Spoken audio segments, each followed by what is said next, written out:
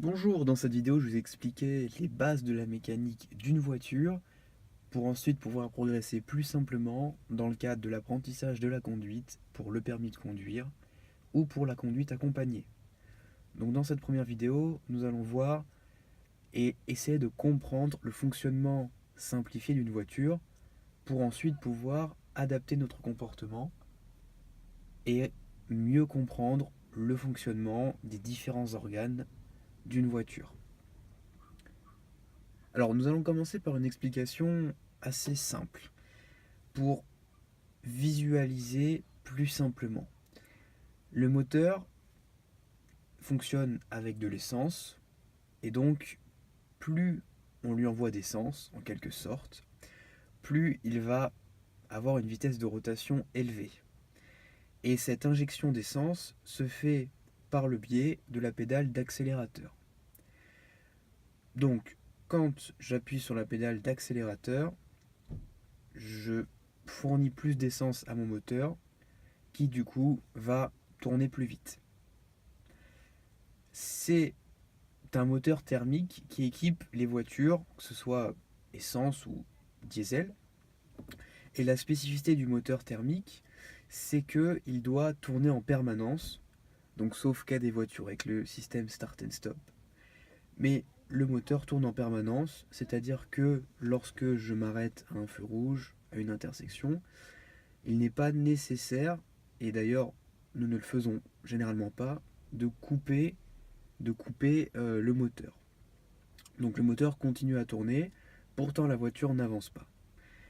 Le moteur, quand il continue à tourner et que nous n'appuyons pas sur la pédale d'accélérateur, on dit qu'il tourne au ralenti, c'est-à-dire que on lui fournit suffisamment de carburant pour qu'il puisse continuer à tourner dans le vide, mais ça ne suffit pas à faire avancer la voiture.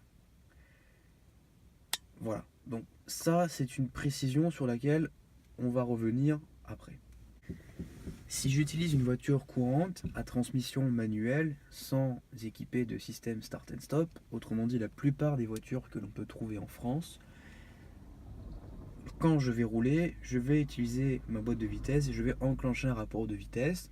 De ce fait, quand je vais appuyer sur l'accélérateur, si j'appuie plus, la voiture va accélérer. Si je relâche, la voiture va perdre son allure. Mais au vu des explications que je vous ai fournies avant, sachant qu'un moteur thermique tourne constamment, alors nous pouvons nous demander comment est-ce que cela se fait que quand je suis arrêté, à un feu rouge, imaginons, le moteur continue à tourner et pourtant la voiture n'avance pas. Eh bien tout simplement parce que le moteur n'est pas relié directement aux roues. Donc dans le cas d'une voiture classique, ce sont les roues arrière qui sont motrices et le moteur n'est pas relié directement aux roues arrière. Il y a des modules intermédiaires entre le moteur et les roues. Et dans l'ordre, nous allons trouver l'embrayage suivi de la boîte de vitesse. Comme la boîte de vitesse, c'est le plus simple à comprendre, nous allons commencer par elle. Comme je vous l'ai dit, quand on roule, nous allons mettre une vitesse. On peut voir sur un levier de vitesse, nous avons différentes vitesses, généralement de la première à la cinquième, parfois à la sixième, et également une vitesse nommée R qui correspond à la marche arrière. Mais il y a également quelque chose qui n'est pas visuellement reconnaissable sur le petit schéma ici, c'est ce que l'on appelle le point mort. Et le point mort, en d'autres mots, ça correspond à aucune vitesse. Aucune vitesse dans le sens où il n'y a aucun rapport de transmission entre mon moteur et mes roues. Autrement dit, c'est comme s'il y avait un vide entre le moteur et les roues. Le moteur n'entraîne pas les roues ne sont plus raccordées en quelque sorte au moteur. On dit dans ce cas-là que la voiture est en roue libre. Si j'enlève le frein et que je suis dans une pente, la voiture va avancer d'elle-même. Si je suis sur terrain plat, que je n'ai pas de frein et que je suis au point mort, que je pousse la voiture, je donnerai suffisamment de force pour réussir à pousser la voiture. La voiture est donc en roue libre. Et maintenant, quel est le deuxième moyen, puisque je vous ai dit qu'il y en avait deux, de déconnecter son moteur des roues? Eh bien, c'est par l'utilisation de l'embrayage. Alors, avant d'expliquer le fonctionnement de l'embrayage, vous pouvez voir sur cette voiture comme toutes les voitures manuelles, qu'il y a 3 pédales. Alors, la première pédale, celle qui est tout à gauche, correspond en effet à l'embrayage. Celle du milieu correspond au frein et celle tout à droite, c'est l'accélérateur. Concernant leur utilisation, il est important de les utiliser avec le bon pied. Le pied droit va servir à appuyer sur l'accélérateur ou le frein. Évidemment, il n'est pas possible de faire les deux en même temps. Et uniquement le pied gauche sera dédié à l'embrayage.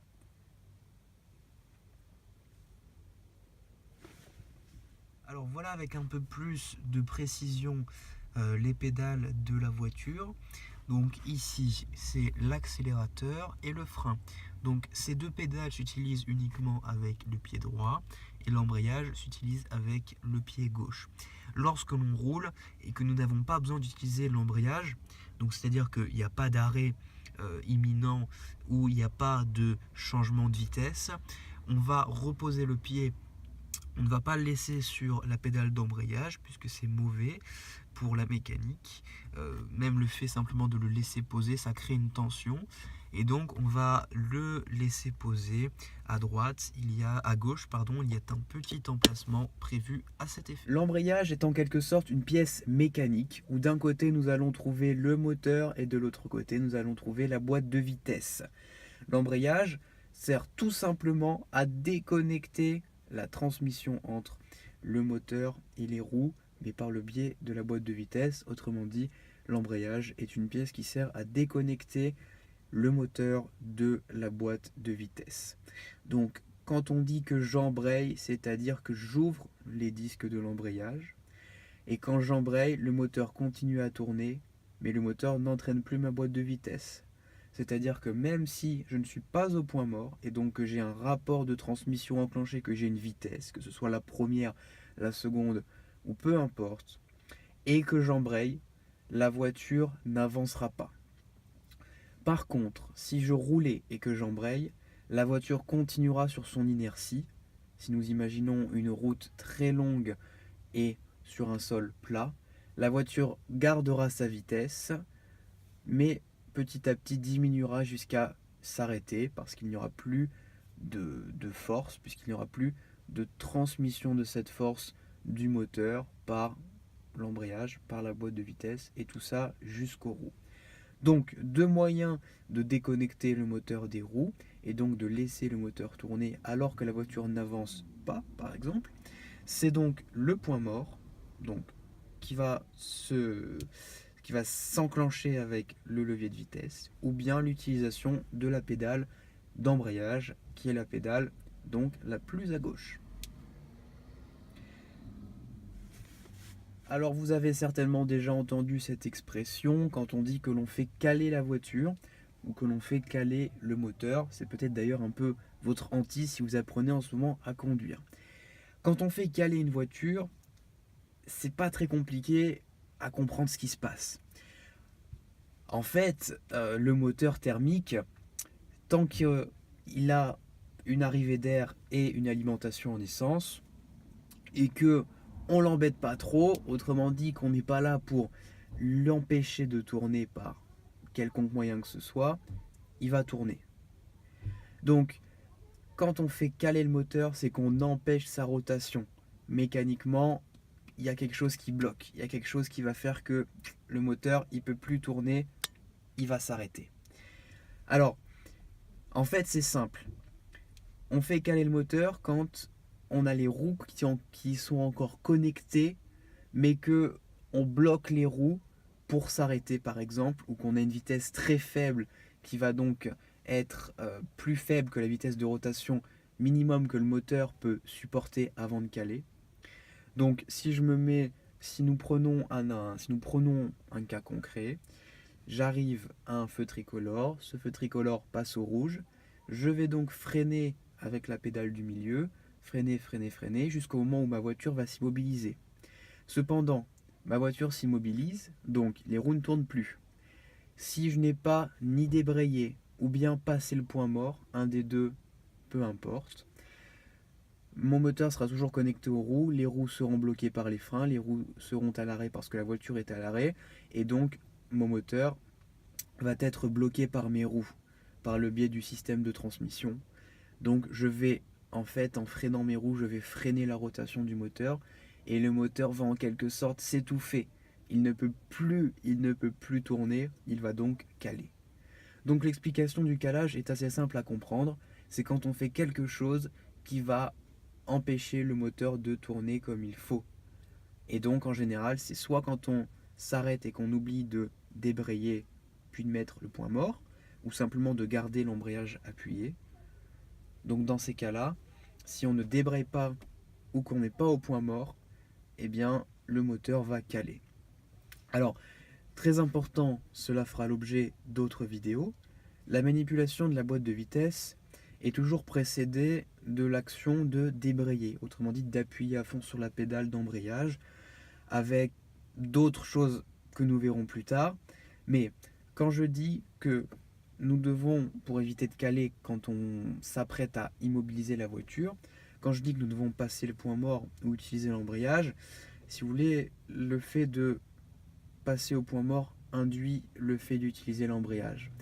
En revanche, le fait de garder uniquement le pied à fond sur l'embrayage, donc de débrayer, n'induit pas forcément de passer le point mort.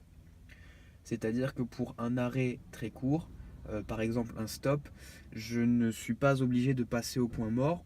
Je peux simplement débrayer, garder mon pied enfoncé pendant quelques secondes, puis ensuite, avec une certaine manipulation à faire, relever le pied de l'embrayage et repartir.